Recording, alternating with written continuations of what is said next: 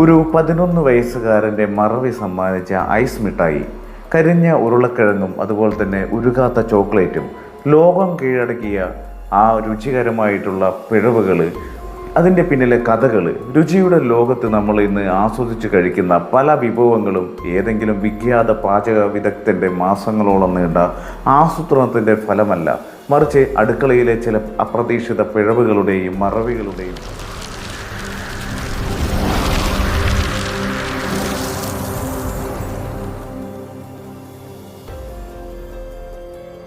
പാചക പരീക്ഷണങ്ങൾക്കിടയിൽ സംഭവിക്കുന്ന ചെറിയ അബദ്ധങ്ങൾ പലപ്പോഴും വലിയ പരാജയങ്ങളാണ് കണക്കാക്കപ്പെടാറുള്ളതെങ്കിലും ചരിത്രത്തിൽ അത്തരം പല തെറ്റുകളും ദശലക്ഷക്കണക്കിന് ആളുകൾ നാവിൻ തുമ്പിൽ കൊണ്ടു നടക്കുന്ന വിശ്വപ്രസിദ്ധമായിട്ടുള്ള വിഭവങ്ങൾക്ക് ജന്മം നൽകിയിട്ടുണ്ട്.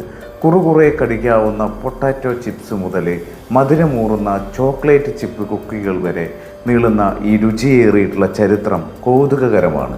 ലോകമെമ്പാടുമുള്ള ഭക്ഷണപ്രേമികളുടെ പ്രധാനപ്പെട്ട പൊട്ടാറ്റോ ചിപ്സ് ജനിച്ചത് ഏതാണ്ട് ഒരു റെസ്റ്റോറൻറ്റിലുണ്ടായിട്ടുള്ള കടുത്ത തർക്കത്തിൽ നിന്നാണ്. 1853 ന്യൂയോർക്കിലെ ഒരു റെസ്റ്റോറൻറ്റിൽ വറുത്ത ഉരുളക്കിഴങ്ങ് കഷ്ണങ്ങൾക്ക് കട്ടി കൂടുതലാണെന്ന് പരാതിപ്പെട്ട ഒരു ഉപഭോക്താവിനെ പാഠം പഠിപ്പിക്കാൻ ഷെഫ് ജോർജ് ക്രേം കണ്ടെത്തിയിട്ടുള്ള വഴിയായിരുന്നു അത്. ഉരുളക്കിഴങ്ങ് പേപ്പർ പോലെ നേർത്തതായിട്ട് മുറിച്ച് കരിഞ്ഞു പോകാത്ത പാകത്തിൽ വറുത്ത് ഉപ്പും വിതറി നൽകിയപ്പോൾ ഷെഫിൻ്റെ കണക്കുകൂട്ടലുകൾ തെറ്റിച്ചുകൊണ്ട് അത് ഉപഭോക്താവിന് ഏറെ ഇഷ്ടപ്പെട്ടു. അങ്ങനെ ദേഷ്യത്തിൽ ജനിച്ച ഒരു വിഭവം ഇന്ന് ലോകമെമ്പാടും ആഘോഷിക്കപ്പെടുന്ന പാക്കറ്റ് ചിപ്സുകളായിട്ട് മാറി. കുട്ടികൾക്കും മുതിർന്നവർക്കും ഒരുപോലെ പ്രിയപ്പെട്ടിട്ടുള്ള ചോക്ലേറ്റ് ചിപ്പ് കുക്കികളുടെ ഉത്ഭവത്തിന് പിന്നിലും വാസ്തവത്തിൽ രസകരമായിട്ടുള്ളൊരു അബദ്ധമുണ്ട്.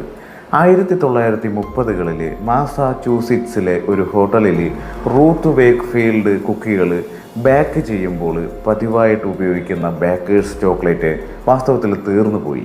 പകരമായിട്ട് നെസ്ലയുടെ സെമി സ്വീറ്റ് ചോക്ലേറ്റ് കഷ്ണങ്ങളാക്കി മാവിൽ ചേർത്ത് ബേക്ക് ചെയ്തപ്പോൾ ചോക്ലേറ്റ് പൂർണ്ണമായിട്ട് ഉരുകി മാവിനോട് ചേരുമെന്നായിരുന്നു കരുതിയത്. എന്നാൽ ബേക്കിങ്ങിന് ശേഷവും ചോക്ലേറ്റ് കഷ്ണങ്ങളായിട്ട് ഉരുകാതെ കുക്കിക്കുള്ളിൽ മൃദുവായ ചിപ്പുകളായി നിലനിന്നു. അങ്ങനെ ലോകപ്രശസ്തമായിട്ടുള്ള ഈ വിഭവം പിറവികൊണ്ടു. നമുക്കറിയാം, വേനൽക്കാലത്ത് ചൂടിൽ നിന്ന് ആശ്വാസം നൽകുന്ന പോപ്സിക്കിളുകൾ അഥവാ ഐസ് മിഠായി ഒരു 11 വയസ്സുകാരൻ്റെ ഭാവിയിൽ നിന്ന് ഉണ്ടായതാണ്. 1905 ഫ്രാങ്ക് എപ്പേഴ്സൺ എന്ന ബാലൻ സോഡാപ്പൊടിയും വെള്ളവും ഒരു തടിക്കഷ്ണം ഉപയോഗിച്ച് ഇളക്കി വെച്ചിരുന്ന ഗ്ലാസ് അബദ്ധത്തിൽ വീടിന് പുറത്ത് രാത്രിയിൽ മറന്നു വെച്ചു. അന്ന് രാത്രിയിലുണ്ടായിരുന്ന കഠിനമായിട്ടുള്ള തണുപ്പിൽ ഗ്ലാസ്സിലെ മിശ്രിതം തടിയോടൊപ്പം തന്നെ ഐസായിട്ട് മാറി. പിറ്റേന്ന് രാവിലെ കണ്ട ആ ശീതീകരിച്ച മിഠായി പിന്നീട് അദ്ദേഹം ഒരു ബിസിനസ് ആശയമാക്കി മാറ്റുകയും പോപ്സിക്കിൾ എന്ന് പേരിടുകയും ചെയ്തു. ഐസ്ക്രീം കൂണുകളുടെയും കഥ ഏതാണ്ട് സമാനമാണ്. 1904 സെൻറ്റ് ലൂയിസ് വേൾഡ്സ് ഫെയർ പ്രദർശനത്തിനിടയിൽ ഒരു ഐസ്ക്രീം സ്റ്റാളിൽ തിരക്ക് വർദ്ധിച്ചപ്പോൾ വിളമ്പാൻ ഗ്ലാസ് പാത്രങ്ങൾ തികയാതെ വന്നു. അടിയന്തര സാഹചര്യത്തിൽ തൊട്ടടുത്ത സ്റ്റാളിലെ വാഫിൾ വിൽപ്പനക്കാരനായിട്ടുള്ള എണസ്റ്റ് ഹാം തൻ്റെ പേസ്ട്രി പോലുള്ള വാഫിളുകൾ കോണാകൃതിയിൽ ചുരുട്ടിക്കൊണ്ട് നൽകി.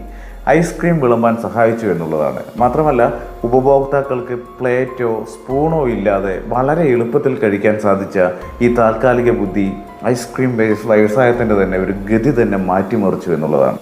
പ്രഭാത ഭക്ഷണങ്ങളിൽ പ്രധാനപ്പെട്ടിട്ടുള്ള കോൺഫ്ലെക്സിനും പറയാനുള്ളത് ഇത്തരമൊരു യാദൃച്ഛികതയുടെ കഥയാണ്. 19ാം നൂറ്റാണ്ടിൽ ഡോക്ടർ ജോൺ ഹാർവി കെല്ലോണും അതേപോലെ തന്നെ സഹോദരൻ വിൽക്കീത്ത് കെല്ലോഗും ജോലി ചെയ്തിരുന്ന സാനിറ്റോറിയത്തിൽ വേവിച്ച ഗോതമ്പ് കുറച്ച് ദിവസം ശ്രദ്ധിക്കാതെ മാറ്റിവെച്ചു. പിന്നീട് അത് ഉണങ്ങിപ്പോയെങ്കിലും കളയാൻ മടിച്ച് അവരത് പരത്താൻ ശ്രമിച്ചപ്പോൾ ചെറിയ അടരുകളായി മാറി എന്നുള്ളതാണ്. അത് വറുത്തെടുത്തപ്പോൾ മികച്ചൊരു ലഘുഭക്ഷണമായിട്ട് മാറുന്നതായി കണ്ടു. പിന്നീട് ഇതേ രീതി ചോളത്തിൽ പരീക്ഷിച്ചപ്പോഴാണ് ഇത് ലോകമെമ്പാടും നമ്മൾ കാണുന്ന കോൺഫ്ലെക്സ് രൂപപ്പെട്ടത്.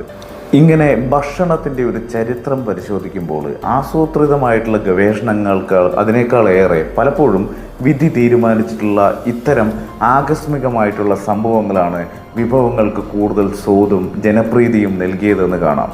അടുക്കളയിലെ ചെറിയ അശ്രദ്ധകളും വിട്ടുവീഴ്ചകളും പിന്നീട് ദശലക്ഷക്കണക്കിന് ആളുകളുടെ നിത്യജീവിതത്തിൻ്റെ ഭാഗമായി മാറിയത് ചരിത്രത്തിൻ്റെ വിരോധാഭാസങ്ങളിൽ ഒന്നാണ് എന്നുള്ളതാണ്. മാത്രമല്ല, പരാജയമെന്ന് കരുതി തള്ളിക്കളയേണ്ടിയിരുന്ന ഇത്തരം പല പാചക പരീക്ഷണങ്ങളും ഇന്ന് സംസ്കാരത്തിൻ്റെ അന്നഭാഗമായിട്ട് മാറിയിരിക്കുന്നു. മൊത്തത്തിൽ പാചകം എന്നത് കേവലം ശാസ്ത്രമോ കഥയോ മാത്രമല്ല, അത് സാഹചര്യങ്ങളോട് പ്രതികരിക്കാനുള്ള ഒരു കഴിവ് കൂടിയാണ്. ഈ കഥകൾ നമ്മെ പഠിപ്പിക്കുന്നു എന്നുള്ളതാണ്. അപ്രതീക്ഷിതമായിട്ട് ഉണ്ടാകുന്ന പ്രതിസന്ധികൾക്ക് മുന്നിൽ പതറാതെ അതിനെ ഒരു അവസരമാക്കി മാറ്റിയിട്ടുള്ള ആ പാചകക്കാരെ കാണിച്ചിട്ടുള്ള ഉൾക്കാഴ്ചയാണ് ഇന്നും നമ്മൾ ആസ്വദിക്കുന്ന ആ രുചിക്കൂട്ടുകൾക്ക് പിന്നിലുള്ളത്. മാത്രമല്ല, അതിനാൽ അടുക്കളയിൽ സംഭവിക്കുന്ന ചെറിയ അബദ്ധങ്ങൾ ഒരു പക്ഷേ അടുത്ത ഒരു വലിയ കണ്ടുപിടുത്തത്തിൻ്റെ തുടക്കമായിരിക്കാം എന്ന തിരിച്ചറിവ് ഓരോ പാചകക്കാരിലും ഉണ്ടാകും.